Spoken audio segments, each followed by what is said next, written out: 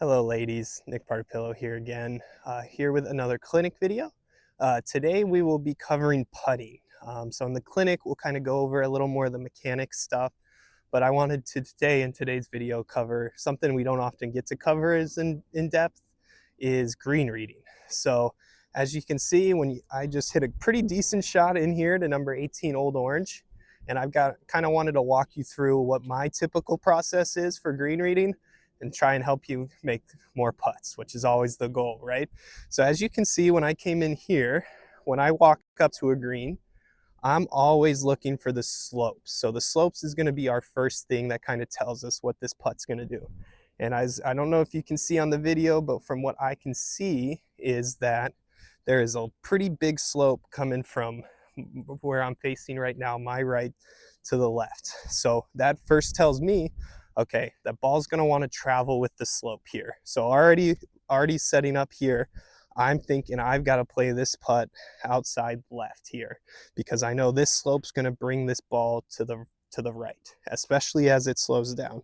The other thing we'll go over a little more in depth is the grain. So our greens in Florida, most greens in Florida are Bermuda, and when Bermuda grows a certain direction, so when you cut a cup, you can see, and it's going to be hard to see on the video, we'll go over it a little more in the clinic, and I'll post a little bit of a guide for grain reading. There's going to be a dirty side of that cup, and whatever that dirty side is, that's the direction the grain is growing. So right now on this putt, I've got the grain growing this way, so I can see my dirty side is right here.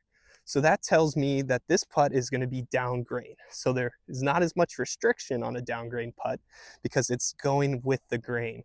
Now, if I was putting into the grain, so if the dirty side was right here, that would be me putting back into the grain. And I know this would be a little slower because that grain is going to want to hold that ball up. Okay. Then vice versa too. Also, if the dirty side was right here and the grain was growing this way, I would know I already have the slope wanting to push this ball right. And then I also have some grain wanting to push it right. Instead of maybe playing it out in this area for my left to right putt, I would probably play it a little more out here. That's just a couple good tips for you on right reading grain. That's kind of I always kind of say it's the tiebreaker. So an example is if I had the grain growing this direction, but I have this big slope wanting to bring this ball to the right, I know it's still going to want to go left to right, but it might not go as much because the grain's going to hold it up. And grain especially affects it. And you'll see when I hit this putt is as the ball slows down, gravity plays a big part in it. So as it slows down, it's going to want to, whatever the grain's doing and whatever the slope's doing, is just going to get exaggerated. So for my putt right here, as I know there's a big slope right here, it's as this ball slows down, it's going to want to fall even more to the right. All right. So like I said, when I walked up here, I saw I've got this big slope right here. I know this putt's going to go to the right. I also took a look at my cup. I saw that the dirty side is right here. So it's probably going to be pretty quick. So I'm keeping all these things in mind as I'm trying to figure out what my target will be. So then I come back here, I line my putt up. For me personally, I use the line. Everyone's different.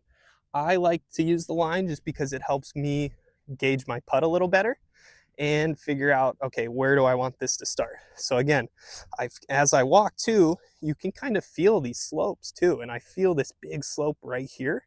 So I know this putt's probably going to break a lot. So I'm looking kind of way out here to play this putt. And then from there, it's marrying that speed with that line. And like we always say, speed is the most important thing here. All right, so then I've got my putt lined up. I'm kind of looking a little, like about a foot outside there. That's for me. I'm gonna try to marry that speed now with that line and hopefully pay off that really good iron shot I hit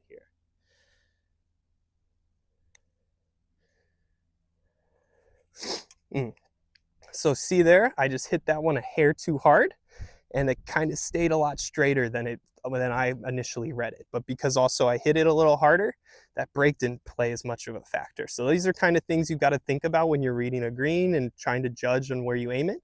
So now I'm going to show you again, kind of a similar putt here of something that I'm going to hit a little softer. And I want you to pay attention to how much this putt is going to break versus that one that I just hit a little firmer. And watch as that, see, now I missed that one on the low side. As you saw, that putt, just as it slowed down, especially right in the middle there, it wanted to fall a little more right. So again, a couple big tips just to recap. Pay attention to what way that green's growing. Use your feet, use all your senses, use your eyes to see where these slopes are, and then pick out an aiming point and then try to marry that speed with that line. All right, I'll see you all this afternoon. I hope you all have a good one.